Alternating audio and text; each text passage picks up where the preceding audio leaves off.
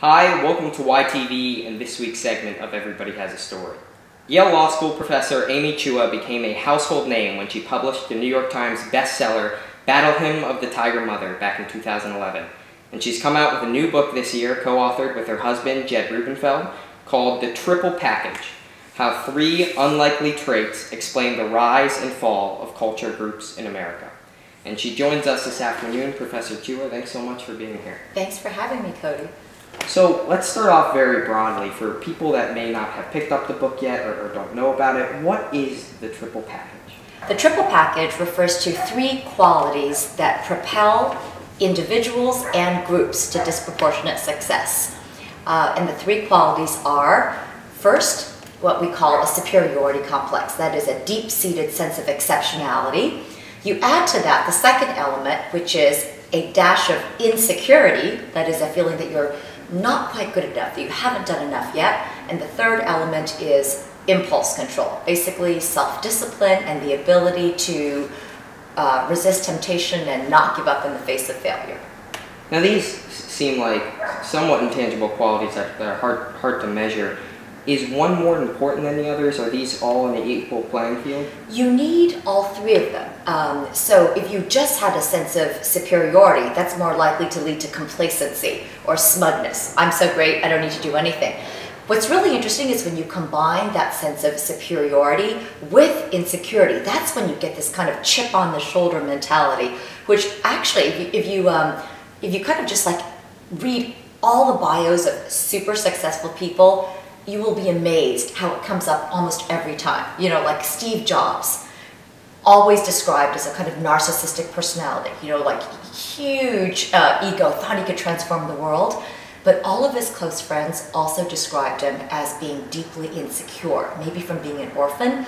And they all said he had a kind of a chip on the shoulder mentality that made him feel like he had to prove himself and work harder than everybody else.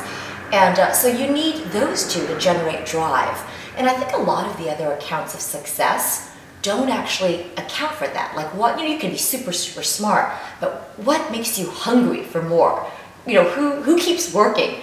And then the third element, impulse control, is necessary to turn that drive into reality. I mean, you could be very driven, but if you give up or you don't have the, you know, kind of the mentality to stay at it, then that won't work either. Now, you've looked at 8 groups here that you say have this triple package. Indians, Chinese Americans, Nigerians, Cubans, Lebanese, Iranians, Mormons, and Jews. Some of those are oddly specific, others are much more broad. How did you settle on these 8 groups? So we actually were pretty methodical about it. We started with the US Census, and there are these, there's like an ancestry group category. And we started from the very top. It's just using kind of median per capita household income. And we just went from you know, I think Indian Americans at the very top. We are very clear about the methodology in the endnote. So we excluded very small groups. By small, I mean less than 100,000. So actually, Latvians, Estonians, South Africans are, you know, very, very successful, but some of those groups are very small. And there are also categories that we had to exclude, like, you know, self-identified British Americans. You know, there were like millions and millions. It was hard to know what that was getting at.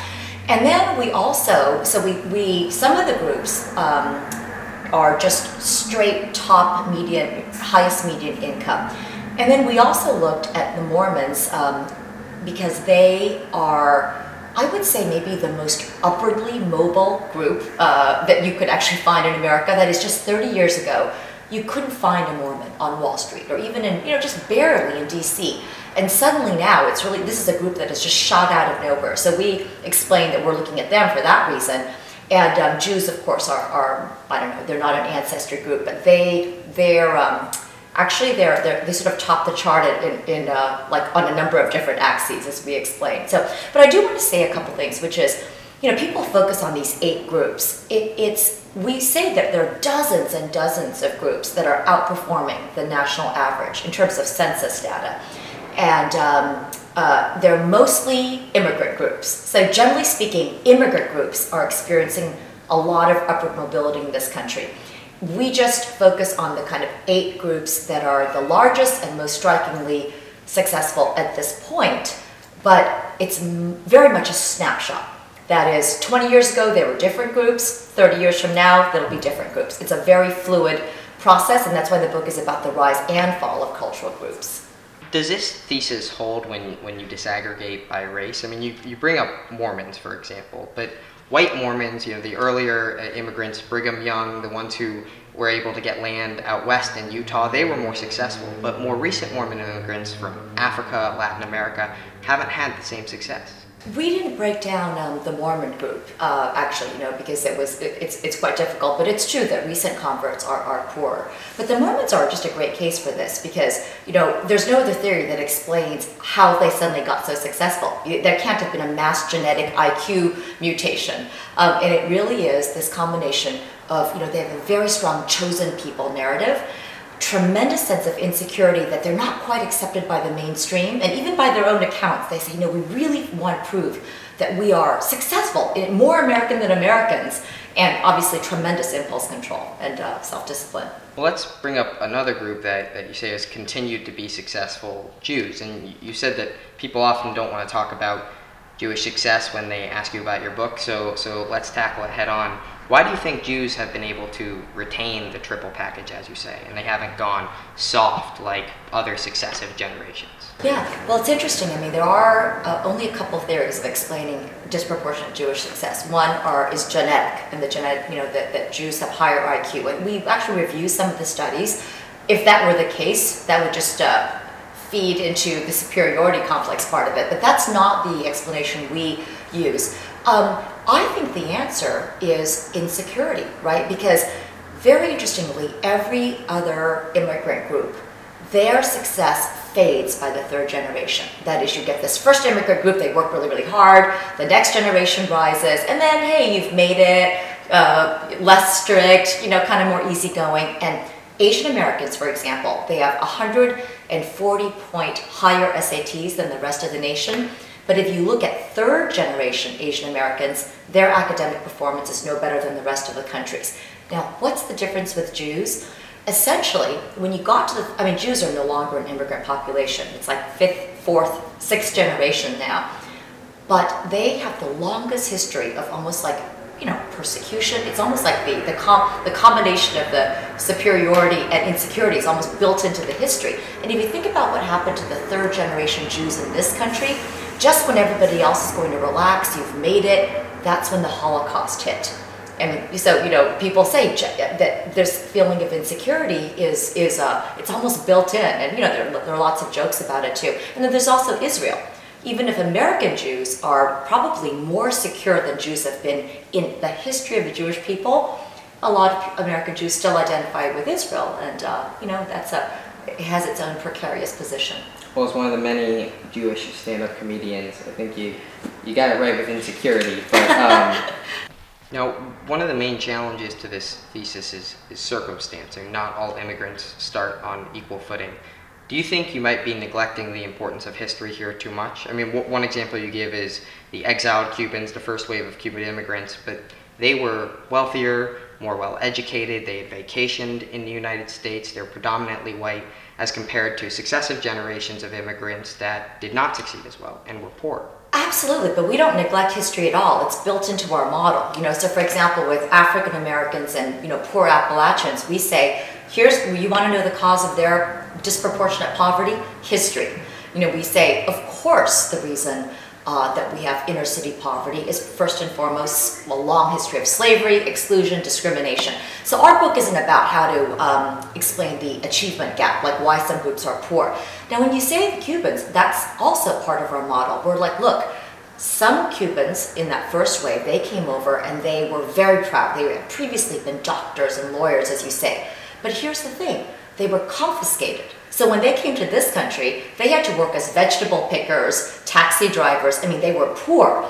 So the question our book tries to answer is, how did they transmit those values and that drive to their children? And our answer is the triple package. They have a very strong sense of cubanidad, like a very exceptionality that borders on the intolerant somehow. So, we're very clear in our book that this is not just a celebration of success or the triple package. We purposely choose these terms that are very loaded and ambivalent, a superiority complex, insecurity. We could have just said, it takes confidence and grit and big dreams. But we wanted to be honest about what it takes to be driven, you know, and some of the darker sides of this too. So it's the status collapse in the case of the Iranian Americans and the Cuban Americans that is partly, again, that creates this drive, which is people look down on us here. You know, we used to be respected lawyers. Now there are signs here in Miami that say no Cubans, no dogs. We're going to work harder. I'm going to make sure my children are middle class. And these are quotes, like I was willing to sacrifice anything to make sure that my children would get an education and rise. And that's the mentality we're trying to capture. So I think that history is kind of built into the triple package. Now, how do you want this book and this thesis to contribute to the debate about American decline? I mean, what are the practical implications here? Have we lost the triple package? Is it something we should try and regain? Well, we start off by saying in our last chapter that America was born a triple package nation. So clear, you know, that sense of exceptionality. Everybody knows about the city on the hill. At the same time, America had a real insecurity vis-a-vis Europe. There were these aristocratic monarchies, and there was always this need, we're going to prove that our democracy is better, that our system is better. And then we also inherited this very strong puritanical streak, the impulse control. But what we do say is that after becoming a hyperpower, you know, which is the first time that the United States has not been an underdog, yeah, basically success contains the seeds of its own erosion, right? After the fall of the Soviet Union, we were left the one power standing, and then you can kind of, you lose some of that insecurity. We're not an underdog anymore.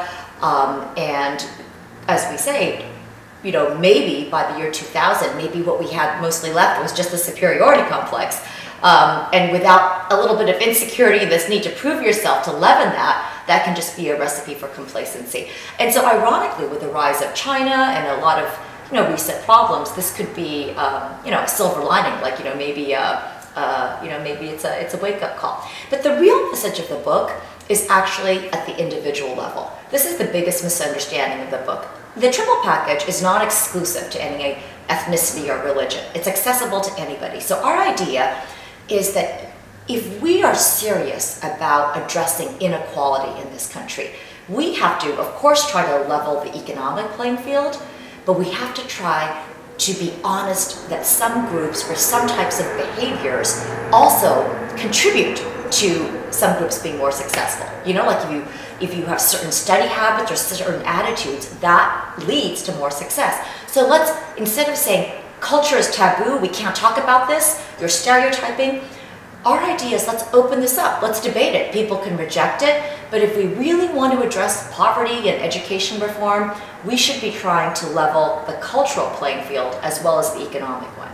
Sure, but in the book, I mean, you talk about the fall of the Soviet Union, but you also talk about in the book the 1960s and, you know, the rise of, you know, the hippie generation, and that maybe this led to some complacency, psychedelic culture, free creativity. But this seems to be the spirit that is at the base of success in Silicon Valley. I mean, you mentioned that Steve Jobs is someone you think had the triple package.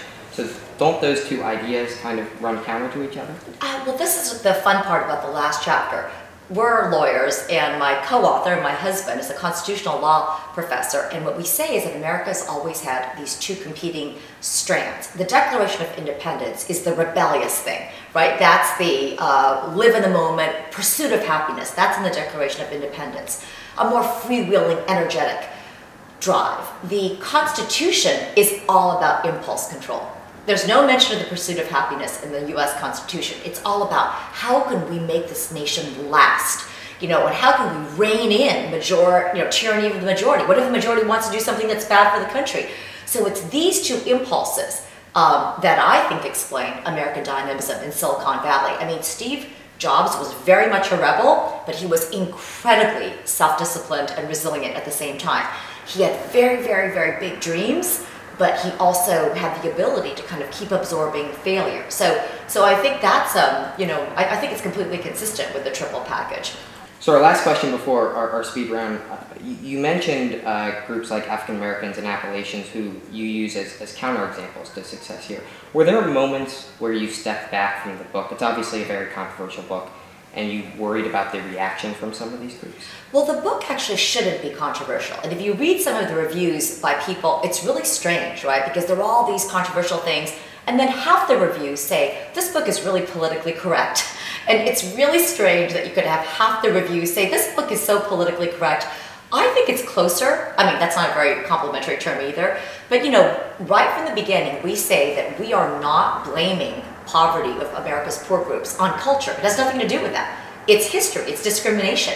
But we use Justice Sonia Sotomayor as an example of the triple package. And we say, look, in any given family, whatever background you have, an especially strong mother or father or grandparent or even teacher can instill children with every one of these qualities. So Sonia Sotomayor grew up in a struggling Puerto Rican family. Her father was an alcoholic.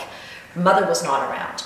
She said it was her grandmother that gave her the sense that she was destined for great things. Full of insecurity, financial insecurity, an outsider, she writes in her biography that she was a terrible student when she was young, didn't know how to be a good student, but in 5th grade she did something remarkable. She went to the best student in her class and said, how are you a good student? Tell me everything that you do. And she basically just took those lessons, copied it, and the rest is history. She went to Princeton. That's what our book's message is. You know, these things can be learned. They're accessible. I mean, we're not trying to sugarcoat. Some people face much steeper hills. It's a very difficult battle. But she basically is a triple package person. And you know, the group that has reached out to us the most are educators. 2 of the largest inner city charter school networks have contacted us and said, you know, these 3 qualities, that's exactly what we're trying to instill in underprivileged communities. But in the amazing thing is that sense of exceptionality that they're instilling in those students is the best possible kind. It's not a sense of superiority based on group or religion. It's a sense of superiority based on the pride that one takes in your own hard work, in your strength of will, in overcoming life challenges. And that's actually literally what they say that they're trying to do. Well, let's end with the speed round, which we always do with these interviews. It's just a couple quick, fun, lighthearted questions. The first one, actress you would want playing you in a movie version of Battle Hymn of the Tiger? Lucy Liu, who's also a friend. And your husband? Oh my gosh. Who's like him? The James Bond guy. Daniel Craig. Daniel Craig. Daniel Craig. Number 3, if you were to add one more quality, making this the quadruple package, what would come into close 4? Generosity. And last question, I know some of the law students you have. How much of the law students at Yale Law School do you think possess the triple package? 100%. They'll be glad to hear it. Professor Amy Chua, thanks so much for joining us. Thanks so much for having me. And thank you for joining us for YTV. I'm Cody Pomeranz, and this has been Everybody Has a Story. See you next week.